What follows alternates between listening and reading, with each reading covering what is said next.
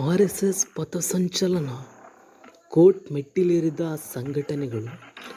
ಒಂದು ಕಡೆ RSS ban ಹಾಗೂ ಸರ್ಕಾರಿ ನೌಕರರು ಆರ್ಎಸ್ಎಸ್ ಸಂಘಟನೆಯಲ್ಲಿ ಭಾಗಿಯಾಗಬಾರದು ಎನ್ನುವಂತಹ ನಿರ್ಧಾರ ತೆಗೆದುಕೊಂಡ ಸರ್ಕಾರ.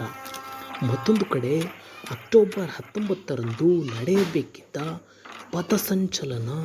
ಸರ್ಕಾರ ಮತ್ತು ಆರ್ಎಸ್ಎಸ್ ನಡುವೆ ಭಾರೀ ವಿವಾದ. ಎಲ್ಲರ ಚಿತ್ತ ಚಿತ್ತಾಪುರದತ್ತ. High court ಮೆಟ್ಟಿಲೇರಿದ RSS.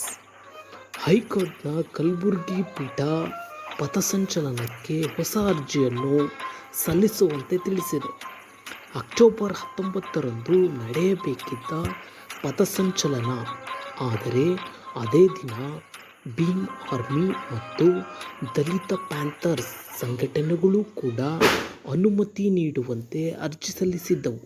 ಈ ಕಾರಣದಿಂದಾಗಿ ಕಾನೂನು ಸುವ್ಯವಸ್ಥೆ ಹಾಳಾಗುತ್ತದೆ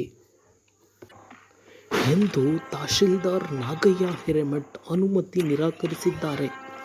ಈ ಹಿನ್ನೆಲೆಯಲ್ಲಿ ಆರ್ಎಸ್ಎಸ್ ನಾಯಕರು ಕೋರ್ಟ್ ಮೆಟ್ಟಿಲೇರಿದ್ದರು. ನವೆಂಬರ್ 2ರಂದು ಪಥಸಂಚಲನ ಫಿಕ್ಸ್. 3 ಸಂಘಟನೆಗಳಿಂದ ಅರ್ಜಿ.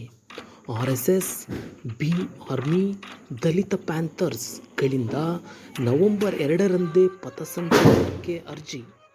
ಹೈಕೋರ್ಟ್ ಸೂಚನೆಯಂತೆ ಆರ್ಎಸ್ಎಸ್ ಸಂಘಟನೆ ಜಿಲ್ಲಾಧಿಕಾರಿಗಳಿಗೆ ಅರ್ಜಿ ಸಲ್ಲಿಸಿದ್ದು, ನವೆಂಬರ್ 2ರಂದು ಪಥಸಂಚಲನಕ್ಕೆ ಅನುಮತಿ ಕೋರಿದೆ.